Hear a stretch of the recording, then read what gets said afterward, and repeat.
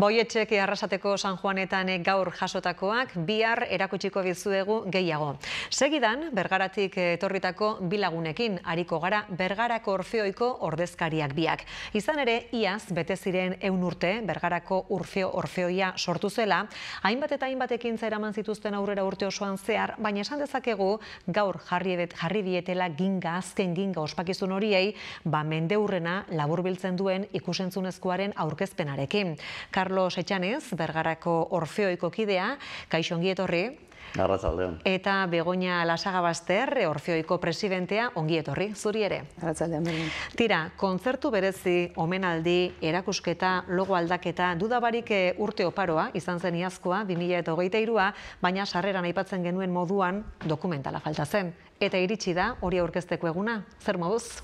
Hori da, oso ondo, oso esperientzia polizia izan da, eta emanaldixea zoragarrixea, eta gustora gelditu gare, oso gustora. Gustora geratu zarete. ABAO komunikazio agentziak egindako dokumentala da, 70 minutu irauten duena, zer jasotzen du? Bueno, hasierako ideia, eta nik uste otor geratuko dela, jendeak ikusten da benean, ikusiko da bela, helburua zen, etxia apurtxo bat laburpen bat, beste formato baten, azkenean asko idatzi eta inda, eta justo mendeurrena ospatu dugu mitxartian, berbain da asko, baina negin nuen zerbait entzunezko zera baten formato horretan, eitxia laburpen bat, 100 urteko laburpena. Oso zaila da, eitxia. Denbora, tarte luzea. Orduan, claro, tarte oso luzea da, eta gauza asko pasau die urte hauetan, baina, gure informazioa, kantatuan ipini ginen esan dozu moduan ABAOkin, eta, informazio guztia bialdu, eta horrekin, saiatukoa elkarlanian, apurtxo bat laburtzen 100 urte horrek. Eta, honi guztot emaitza oso politxa izan dela, eta jendeak ikusiko da, oin mendik aurrera, sozialetan, eta gordizan eta bat. Eta, ez dakit, gero komentako dugu horrela, utxi gora beraz zertan datzen zera bideo bat. Egia da, iazko urtean zehar aurrera eramandako ekintzatako batzuetan ere, egin zen utela ez da, pixka bate 100 urte hauetako ibilbidea jasotzeko ariketa hori. Eduki aldetik, zein da ikusentzunezkoaren balio erantsia? Formatua bera, ala eduki aldetik ere bada beste zerbait? Formatua bera oso polita da, ibilbide oparoa da, dakitzuen ez, 100 urteko ibilbidea, ez da nolabaiteko gauza, baina bai nabarmenduko nauke bai partaide batzuen hitzak hotza hartzia, ez? Eta hor parte hartzen dago, zuzendari hoiak, nola ez, ez? Eta gero bai, kantante, bertan abeslari moduen aritu direnak, urte hauetan, eta ikuspuntu horretatik bai oso unkigarrixa, guretzat, oso unkigarri. Eta, eskertzekoa da, euren ekarpenak eta euren bizi izandako gauzak, kontatzia, eta, nik uste dut hori baliogarriena niretzat, nire arrazatekoa nahiz eta Bergaran bizinaztan kantatzen dut, baina niretzat igual ibilbide hori abotzetan entzutia izan da. Nola bizi izan duten, ez da, lehen pertsonatik hori entzutea. Carlos, bat zatoz, beste zerbait dituko zenuke? Nire uste dut, orokorrian oso zera politxa dela, eta oso horreza ikusteko, irudixia dare, musika dago, guk kantatutako musika, eta baina igual puzka bat dago, hasieratik, logikoki, hasierako partia gutxi hau azaltzen da, porque informazio gutxia dauko, baina parte hartzaile batzuk, elkarrizketan agertzen dien batzuk, badauke esperientzia lehengua bai, porque badauke edadia ero, eta aurreko kontua kontatzen dabe. Eta gero, aurrera puzka bat doia kronologiko kiero, eta dano kontatzen dugu, apurtxo bat bakoitza bere esperientziak eta bere gauzatxuak, eta gainera bakoitza bere ikuspuntutik, ero nabarmentzen dau, gauza diferentiak. Eta orokorrian ikusten dela horako irudi polit bat, 100 urte hauena ez. Zuzendariak 6 izan dira guztira, Roman Oiartzabal, Miguel González Bastida, Jesus Berroia, Cristina Larrañaga, David Azurza eta Aitor Biain gaur egungoa. Makina bat jende pasako zen Orfeoitik 100 urte hauetan ez da? Bai. sasoi baten igual herri osoa. Bai, kontuan izan bida gainera, garai baten, oso jendetsua zala. Orfeoian parte hartzen zeben, 100 pertsona. Kontzertu batzuk, ni parte hartu duten kontzertu bat baino gehixotan, 140 pertsona parte hartzen ginoan. Eta gehixenak bergararrak, asko pentsat bergararrak.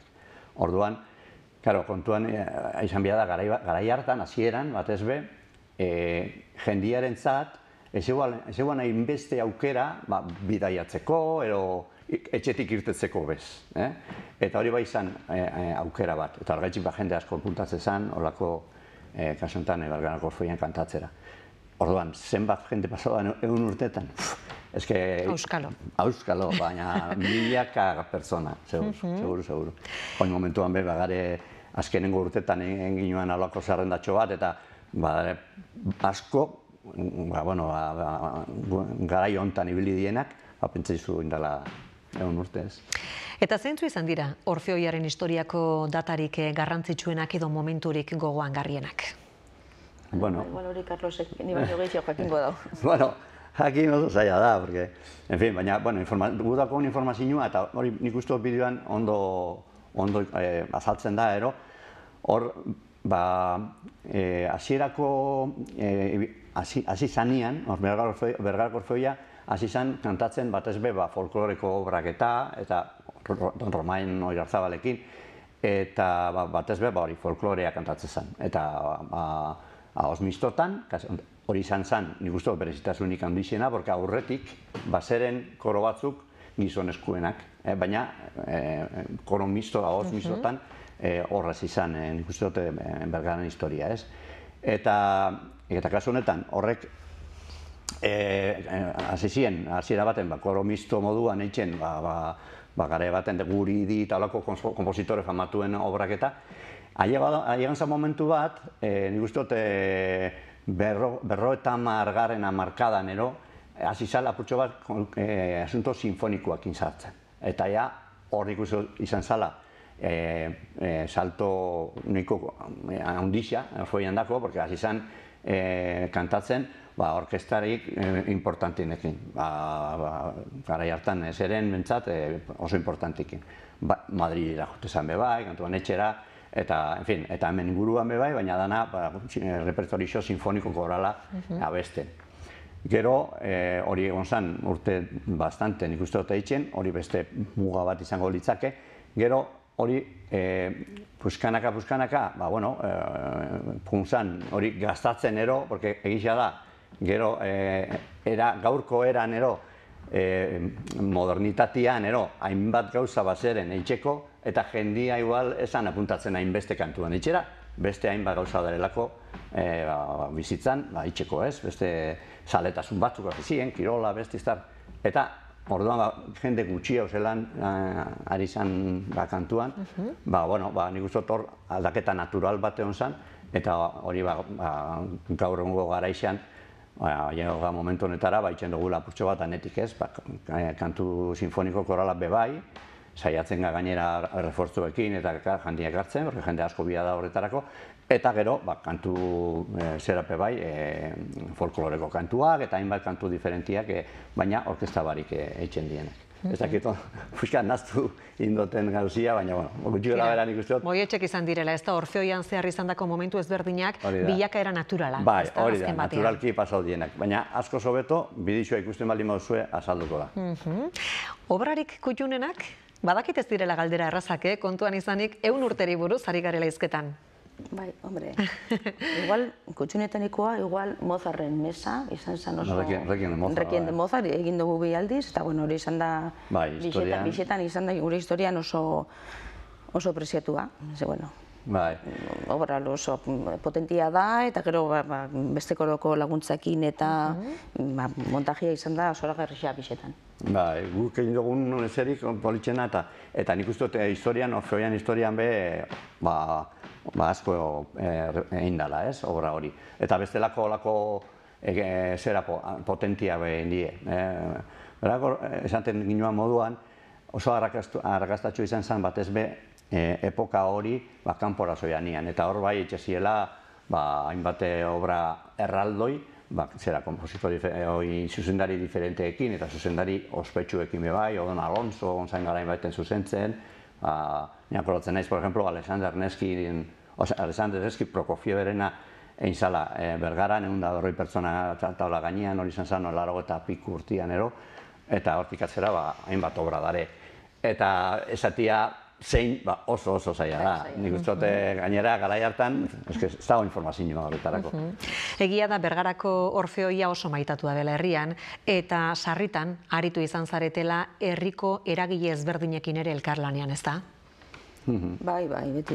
Horraipatu alditugu Aritz eta Besbatza, Aitor Olea organo jotzailea, Alaiberri Otxotea, Kanden Taun Dantza Akademia, Bergarako Musika Eskola, Banda, Orkestra Sinfonikoa. Bai, de hecho, eguneko, Jesus, urte horrenaren kontzertuan, horrek danok, epatu duzun guztiak, parte hartu zen bai kontzertu hartan, eta izan da oso onki guretzatu bai. Tira, eta zein da, gaur egungo egoera osasuntxu dago, Orfeoia bera, publikoa badago, ze puntutan zaudete? Orfeoia adaptau izan da, daukagun gizarteari.